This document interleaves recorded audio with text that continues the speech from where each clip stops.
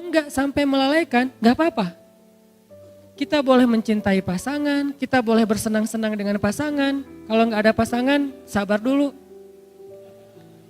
Kita boleh punya kendaraan yang bagus, kita boleh punya, kalau di sini al-khailul musawwamah. Kita boleh punya onta ataupun kuda yang bagus. Musawwamah itu kuda dan onta yang mahal loh. Harga kuda Nabi itu di atas 300 juta. Harga onta Nabi itu mungkin sekitar 2 miliar. Harga Alphard 1 miliaran ya. Berarti lebih mahal daripada Alphard. Boleh nggak kita misalnya bercita-cita pengen punya Alphard? Boleh. Asalkan jangan sampai kita korupsi. Jangan sampai kita bohong, jangan sampai kita curang, jangan sampai kita ngezolimin orang lain yang nanti merugikan dunia dan akhirat kita. Boleh nggak kita berharap punya istri yang cantik? Saya belum jawab. Boleh nggak sih? Yang di atas pengen punya suami yang keren, boleh nggak?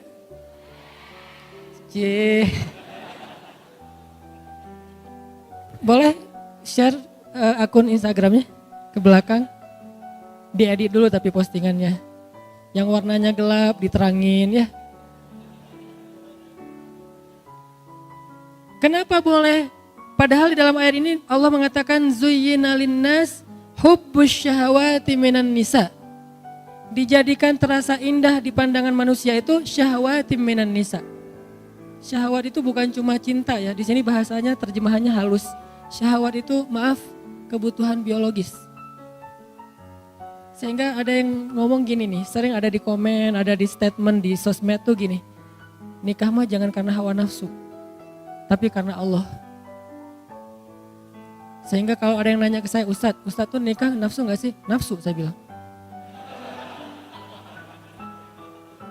Kalau nggak nafsu gimana caranya? Wah Ustadz nggak benar, berarti nikahnya nggak ikhlas karena nafsu. Perhatikan firman Allah di surat Al-Mu'minun. Walladzina hum li furujihim hafidhun illa ala azwajihim. Orang yang menjaga, kemaluannya kecuali kepada istri-istri mereka. Oh kalau gitu nikah boleh dong karena hawa nafsu? Boleh banget, memang gitu. Bukankah makna litaskunu ilaiha yang kita singkat dengan istilah sakinah itu adalah laki-laki supaya merasa tentram kepada perempuan? Itu bahasa kiasan. Al-Quran itu punya gaya bahasa kiasan, punya gaya bahasa peribahasa Al-Quran itu ada. Salah satu peribahasa Al-Quran itu inna angkaral aswat la sautul hamir. Sesungguhnya seburuk-buruk suara itu suara keledai, itu peribahasa Al-Quran. Ada juga kiasan. Kiasannya apa? Yang tadi kiasannya litaskunu ilaiha, supaya kalian merasa tentram kepada istri kalian. Maksud tentram di sini adalah bisa menyalurkan kebutuhan biologis dengan cara yang terhormat dan halal. Masa sih Ustadz? Nih dengerin hadis Nabi. Ada seorang sahabat nanya ke Nabi gini, ya Rasulullah, memangnya kalau seorang laki-laki menyalurkan kebutuhan biologisnya kepada perempuan istrinya, itu berpahala gak sih Rasul?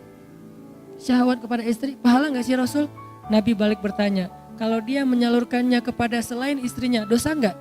Dosa. Begitu juga kalau dia melakukannya kepada istri yang sah, maka dia menjadi pahala dan ibadah. Oh kalau gitu harus hawa nafsu? Iya.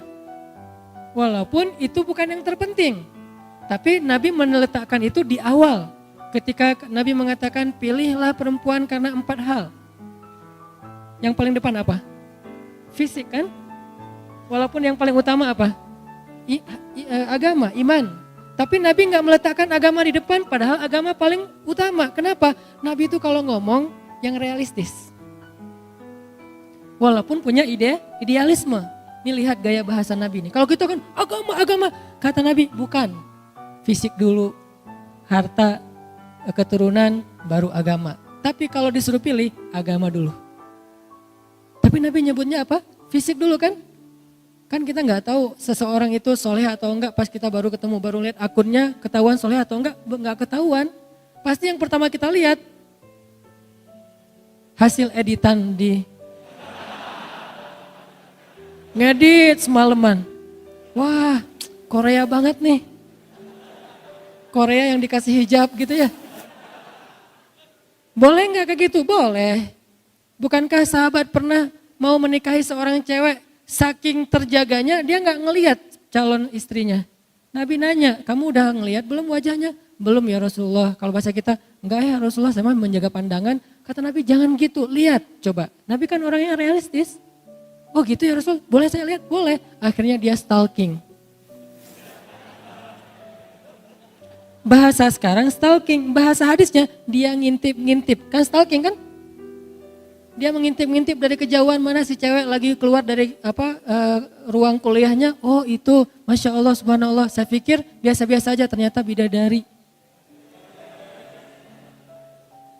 Ini artinya dia stalking. Boleh nggak stalking? Boleh, selama postingannya masih aman. Begitu ada yang macam-macam, langsung unfollow. Di blok jangan, kasihan. Unfollow aja, dan jangan unfollow terus ganti akun, lihat pakai akun yang baru, jangan. Biar nggak ketahuan, bikin 2 akun, 1 akun pencitraan, 1 lagi akun stalking. Enggak, bukan pengalaman. Pernah sih. Ini artinya teman-teman, ternyata dalam hadis boleh kita mencintai istri kita karena nafsu. Tapi itu kan bukan yang terbesar ya porsinya. Tetap ada porsi itu yang realistis lah. Sampai Nabi mengatakan salah satu di antara perbuatan sia-sia tapi berpahala adalah bercanda gurau dengan keluarga, istri dan anak. Nanti kita akan bahas tentang kata Nabi itu, kullu syai'in laisa lahu min dzikrillah fahuwa lahwun. Segala sesuatu yang gak ada unsur zikir di dalamnya itu sia-sia. Illa arba'u khisal, kecuali 4 perkara. 4 perkara ini gak ada zikir, gak apa-apa. 4 perkara ini cuman main-main doang, gak apa-apa. 4 perkara ini senda gurau, gak apa-apa. 4 perkara ini kata orang cuman sia-sia, gak apa-apa, malah berpahala. Ada gitu Ustadz yang sia-sia berpahala? Ada, saya emang cari yang kayak gitu-gitu. Ini angle yang jarang dibahas tentang Islam, biar kita tahu salah satu prinsip Islam itu teman-teman apa? Ayat yuridullahu bikumul yusra wa la yuridu bikumul usra. Ma anzalna alaikal qur'ana litashqa. Itu prinsip Islam. Allah pengen memudahkan kalian, Allah tuh gak pengen nyusahin kalian. Di surat Toha, tidaklah kami menurunkan Al-Quran untuk hanya ngebebanin kamu Muhammad. Enggak, Al-Quran itu tidak diturunkan sebagai beban. Syariat itu bukan sesuatu yang ribet. Justru Islam itu yusr, kemudahan. Salah satu bukti bahwa Islam itu mudah, nikah. Itu bukti banget tuh. Nikah susah atau mudah? Mudah. Yang mempersulit nikah itu calon mertua berkumis tebal. Kalau syariat Allah mah gampang nikah itu, coba bayangin, cuman akad doang kan. Saya terima nikah fulanah binti fulan dengan mahar sekian-sekian. Kata saksi enggak sah, berarti yang mempersulit bukan Allah tapi saksi. Kenapa saksi mempersulit? Ternyata saksinya mantan. Hati-hati cari saksi ya.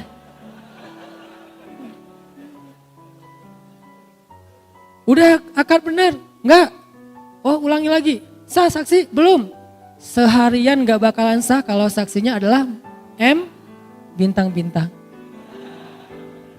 Cari saksi itu yang netral. Yang udah move on. Ustadz, insya Allah ya. Nih teman-teman, artinya akad nikah itu sederhana loh.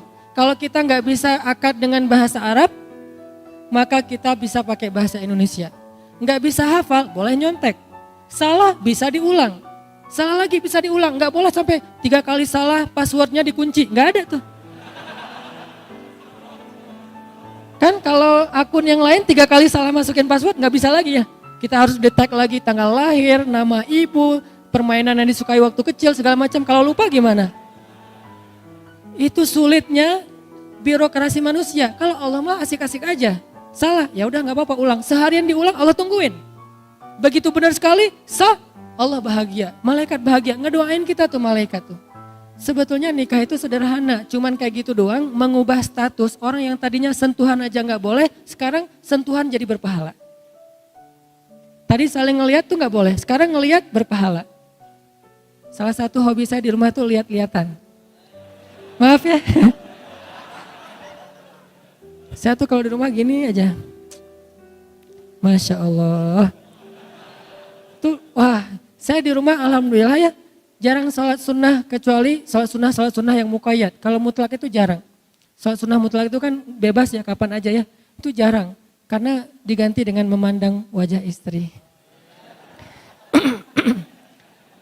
4 hal ya. Boleh walaupun sia-sia. Boleh tuh.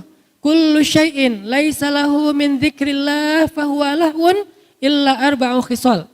Segala sesuatu yang tidak ada zikir kepada Allah di dalamnya lahwun, sia-sia, kecuali 4 perkara. 1,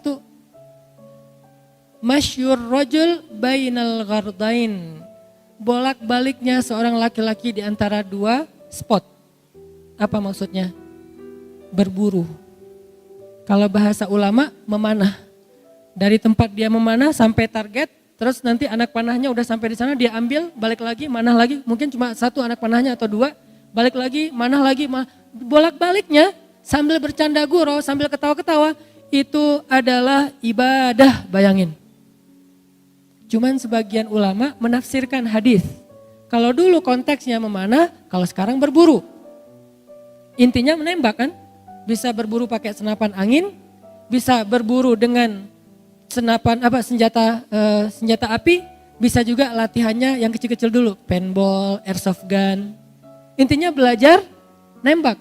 Dan itu walaupun ketawa, walaupun bercanda, berpahala, bayangin. Makanya saya bilang ada main juga dalam Islam, malah berpahala. Kalau niatnya apa? Karena Allah SWT. Tinggal niat doang yang dirubah. Oh, saya pengen belajar nembak nih. Pakai apa? Senapan angin dulu deh. Kan olahraga nih. Nanti gede sebelah gitu. Udah. Atau paintball yang standar-standar dengan niat ukhuwah, silaturahim, merekatkan kesolidan organisasi. Sekalian belajar sabar, belajar teliti. Nanti airsoft gun naik lagi jadi senjata api kalau legal. Ada apa mungkin organisasinya. Berburu babi, berburu rusa segala macam. Itu bolak-balik antara satu tempat ke tempat yang lain malah berpahala. Bukan hanya itu. Nabi itu pernah jalan dengan Abu Bakar dan Umar bertiga. Kan ini segeng ya, soulmate banget nih bertiga. Karena Nabi itu ada sahabat, ada geng. Sahabat Nabi itu Muhajirin dan Ansor. Geng Nabi, Abu Bakar dan Umar, itu geng. Biasanya Nabi kalau pengen me time, gak ada yang boleh ketemu Nabi kecuali 2 orang ini. Abu Bakar dan Umar, tambah Utsman satu lagi. Kayak saya pernah ceritakan, Nabi lagi me time di sebuah sumur. Cuma pengen sendiri aja, terus suruh seorang sahabat jagain pintu sumur, gak boleh masuk.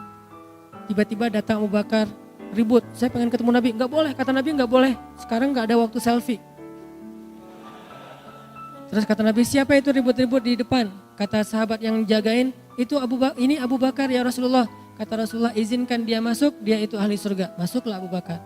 Duduk di sebelah Nabi, menjulurkan kakinya ke sumur.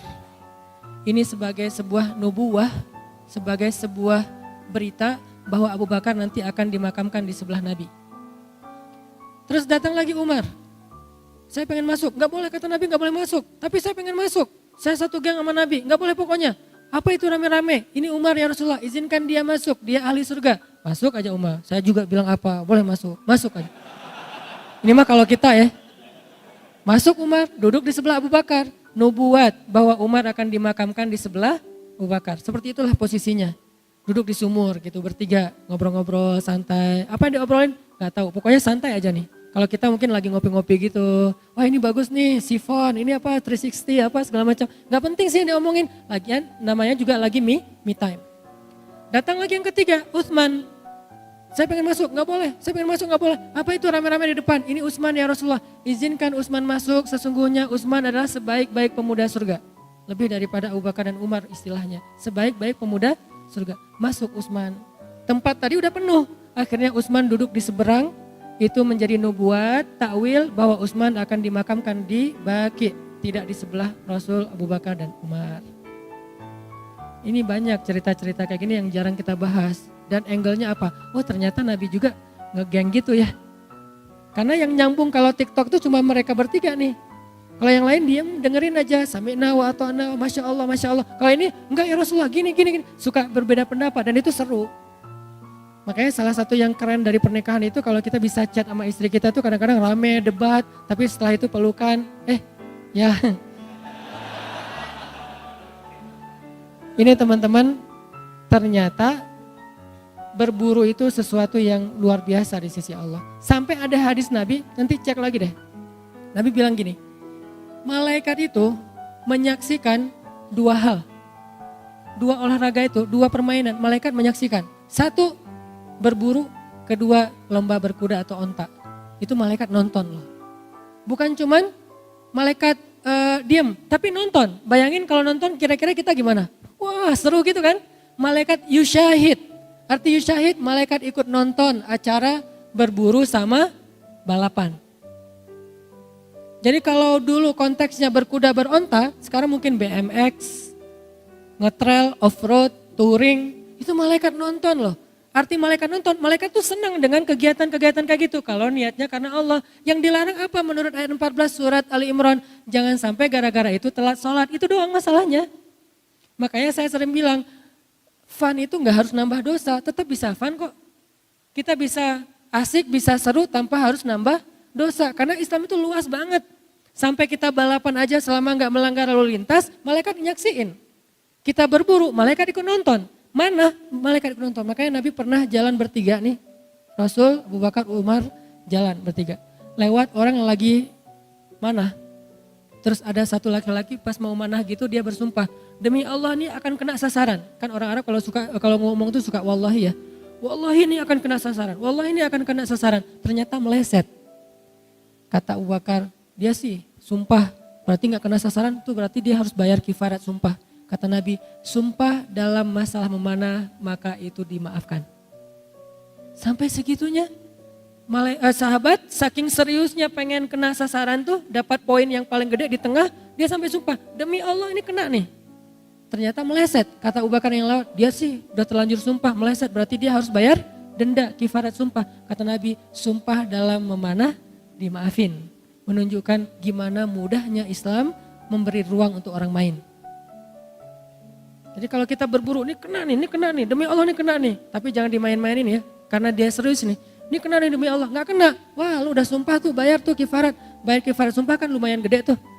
Berpuasa atau kasih makan orang miskin, ternyata khusus buat latihan atau bermain. Kalau saya lebih menyebutnya bermain ya, walaupun maksudnya berlatih, itu dimaafin coba.